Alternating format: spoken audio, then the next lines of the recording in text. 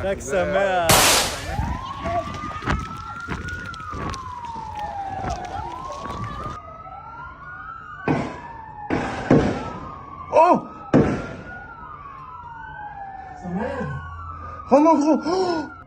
Seorang pria Muslim berlari ke arah peluru, merebut senapan dari salah satu penembak di acara Hanukkah di Pantai Bondi.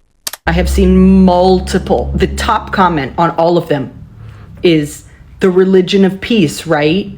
The man who wrestled the gun from him is named Ahmed El Ahmed. To say, Nyawa terselamatkan, bahaya dihentikan. Tapi anehnya, yang paling banyak dapat tepuk tangan justru bukan dia. אני ראיתי בדרך הנה סרטון של יהודי שמתנפל על אחד המרצחים, שומט ממנו את הנשק ומציל מי יודע כמה נפשות.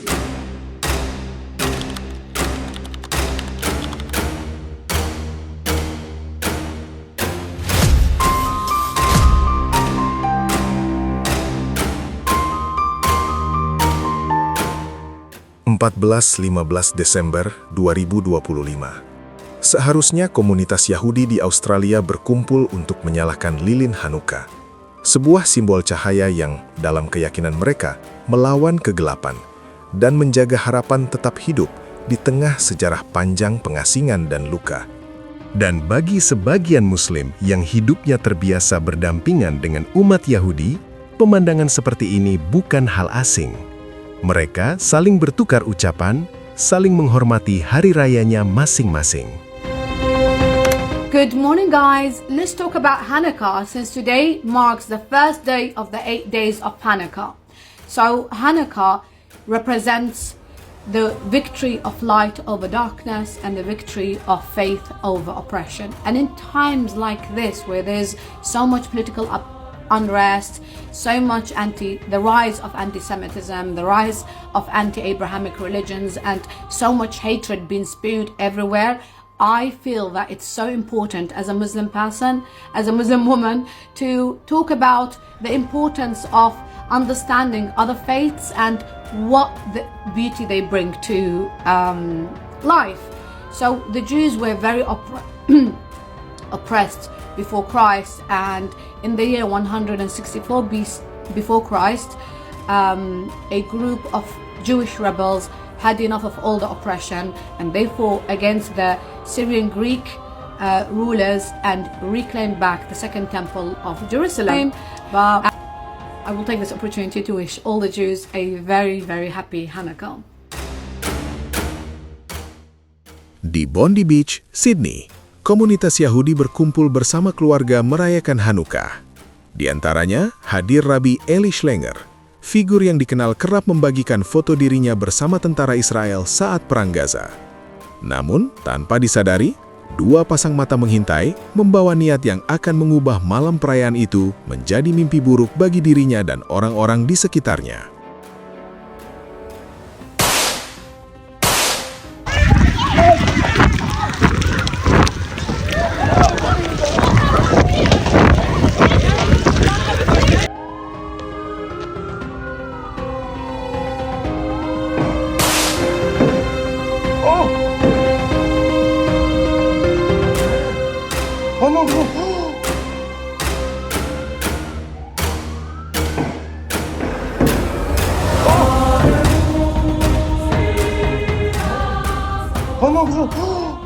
Shooting in Australia is being described as an act of anti-Semitic terrorism. At least 16 people were killed at a Hanukkah celebration at Sydney's famed Bondi Beach. Cell phone video captures people running for cover as shots rang out.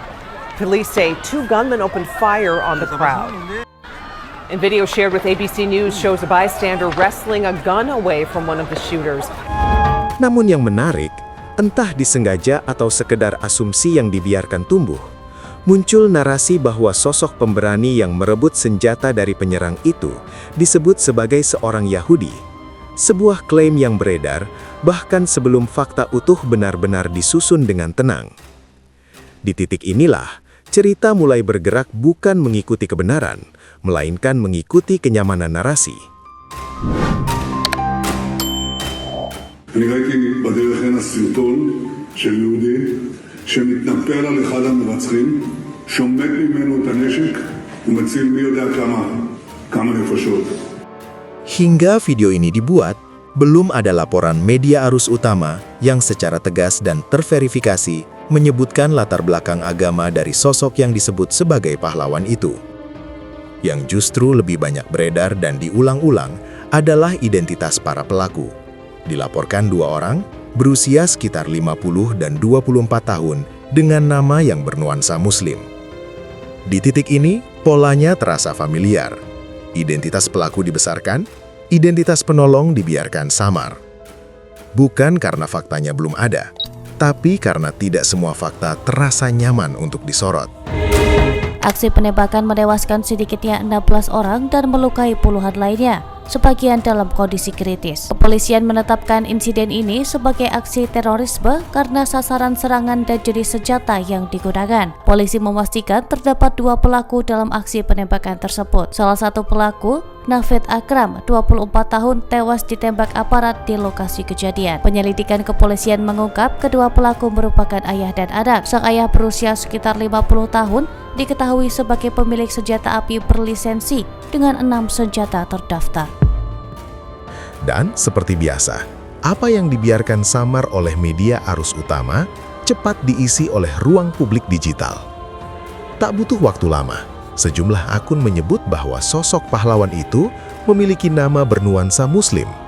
Seperti akun host papan atas Piers Morgan menyebut pahlawan Bondi, Ahmad El Ahmad, seorang pemilik toko buah berusia 43 tahun dan ayah dari 2 anak. I have seen multiple. The top comment on all of them is the religion of peace, right? What these comments are referencing is Islam, okay? They're saying this attack must have been done by Muslims. Clearly, Islam is a dangerous, violent, inherently violent religion. The man who wrestled the gun from him is named Ahmed El Ahmed. To say, you don't defeat anti-Semitism by promoting anti-Islam. I am of the opinion that anti-Semitism has increased in the past 2 years or so. I believe that this is because the country of Israel is committing acts of terror and severe crimes against humanity. To say that about Israel is not anti-Semitism. However, due to the way that Israel is often framed through a Zionist lens, which says the actions of Israel are on behalf of Judaism, people then think that Zionism and Judaism are the same. That is not correct. You cannot allow yourself to get... It is so important that we do not allow those things to conflate. Israel and Zionism is not equal to Judaism. No. There are Jewish people who are anti-Zionist. Okay? This shit is a tragedy. Okay? And so long as anti-Semitic hate crimes and acts of terror occur, understand that legitimizes the existence of Israel. Because if Jews aren't safe elsewhere, they only have one place to go. You dig what I'm saying?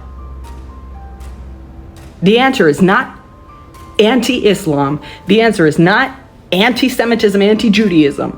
The answer is everyone fucking relax. Hold the governments accountable for the fuckery that the governments do, and understand that there is no such thing as a single religion that is inherently bad. Pada akhirnya, kebenaran memang tidak selalu diumumkan dengan mikrofon. Kadang, ia muncul diam-diam lewat satu tindakan berani yang tak cocok dengan narasi siapapun. Nama bisa disamarkan, identitas bisa diperdebatkan, tapi satu hal tak bisa dihapus: nyawa diselamatkan.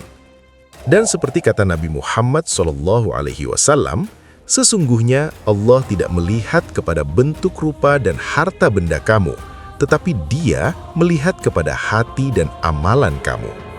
Sisanya, biarlah media ribut. Kebenaran tetap berjalan, meski tanpa tepuk tangan.